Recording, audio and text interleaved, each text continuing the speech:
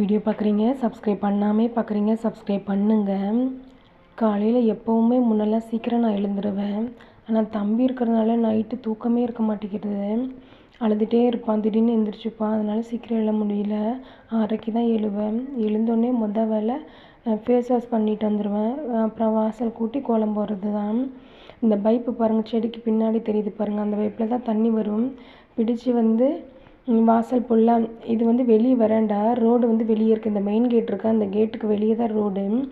தண்ணி ஊற்றி ஃபஸ்ட்டு இதெல்லாம் வாஷ் பண்ணிடுவேன். செவ்வாய் வெள்ளியானா மட்டும்தான் உள்ளே கோலம் போடுவேன். மித்த நாட்களெல்லாம் களியை மட்டும் விட்டுட்டு வெளியே மட்டும்தான் கோலம் போடுவேன்.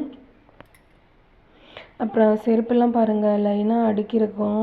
இதுக்கு ஒரு ஸ்டாண்டு வாங்கணும்னு நினச்சிக்கிட்டு தான் இருக்கேன். எப்போ அதுக்காக நேரம் அமையுன்னு தெரியல. இதெல்லாம் தண்ணி தெளித்து எல்லாம் க்ளீன் பண்ணியாச்சு. இப்போ இது பாருங்கள், இங்கே இருக்கிறது டைகரு. இது நான் சின்ன வயசுலேருந்து வளர்த்த நாய் கிடையாது. நாங்கள் ரோட்டில் இருக்க நாய். இது ரோட்டில் இருக்க நாய். ஒரு நாள் தான் அதுக்கு சாதம் வச்சேன். ஆனால் அந்த நன்றியை மறக்காது. காலையில் எழுந்து எப்போ போய் கேட்டை நான் ஓப்பன் பண்ணாலும் கூட வாலாட்டிட்டு ஒடியாந்துடும். நான் வீட்டில் இருக்கும்போது டைகர்னு சொல்லிட்டு ஒரு நாய் வளர்த்தேன். அது இறந்து போயிடுச்சு. இதை பார்க்கும் போதில் எனக்கு அது ஞாபகமாகவே வரும். கேட்டை ஓப்பன் பண்ணால் போதும், உடனே ஒடியாந்துடும். நான் பிஸ்கெட் ஏதாவது இருந்தால் அது கொடுத்துட்ருவேன். அதுவும் கூட இன்னும் 2 நாய் சுற்றும். ஆனால் அதெல்லாம் கேட்டுக்கு உள்ளே வர முடியாது. நான் டைகர் மட்டும்தான் உள்ளே விடுவேன். பழைய கோலங்களெல்லாம் அழைச்சிட்டு தண்ணி தெளிச்சிட்டு வாசலில் கோலம் போடுவேன். தினமும் எழுந்தோடனே வாசலுக்கு வெளியே கோலம் போடுவேன். உள்ளே தண்ணி மட்டும் தெளிச்சிட்டு தான் போடுவேன். அப்புறம் பக்கெட்டில் தண்ணி கொண்டு எல்லாம் தெளிச்சிட்ருக்கேன்.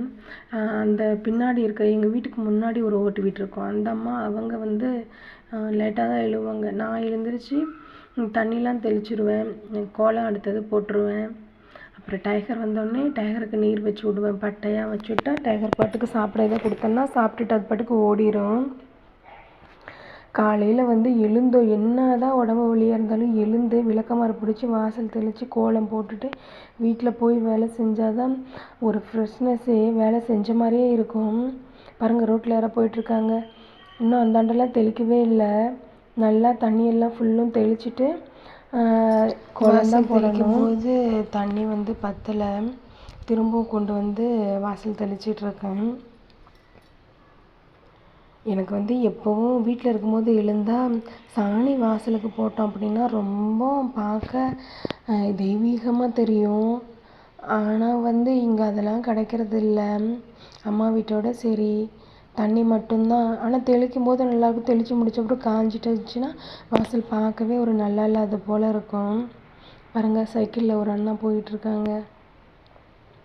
இப்போ நான் கோலமாவு எடுத்துகிட்டு வாசலில் தான் கோலம் போட போகிறேன். இது போல் நீங்களும் காலையில் எழுந்து உடம்பு வலின்னு சொல்லிட்டு படுத்திருக்காமல் எழுந்து அந்த வலியோடு நீங்கள் செஞ்சிட்டிங்கன்னா வலியெல்லாம் பறந்து ஓடிடும். இது என்னோடய அனுபவத்தில் நான் கண்ட உண்மை. அதனால தான் இதை நான் உங்களுக்குமே சொல்கிறேன். நமக்கு தெரிஞ்ச ஒரு கோலத்தை இங்கேயும் போட்டு விட்டுருவோம். எப்பயும் என்னங்க பூக்கோலம்தான் போட்டு இங்கேயே மஞ்சள் குங்குமம் வச்சிட்டோம்னா வேலை முடிஞ்சுது. 6:30க்கு தான் எழுவேன். போட்டு எல்லாம் சரி பண்ணி முடிக்கிறதுக்காட்டி மணி 7 போயிடும். 8 மணிக்கு பால்கார அண்ணா வந்துடுவாங்க. நான் கேட்டில் ஒரு கொக்கி மாதிரி மாட்டி தூக்கு பண்ணி அங்கே வச்சுருவேன். நான் முள்ளே வேலை செஞ்சிட்டு இருந்தாலும் கூட அந்த அண்ணா அந்த பாக்ஸில் பால் ஊற்றிட்டு கிளம்பிடுவாங்க. இன்றைக்கு காலையில் எழுந்து கோலம் போட்டு முடிக்கும் வேலை நிறைவடைந்தது.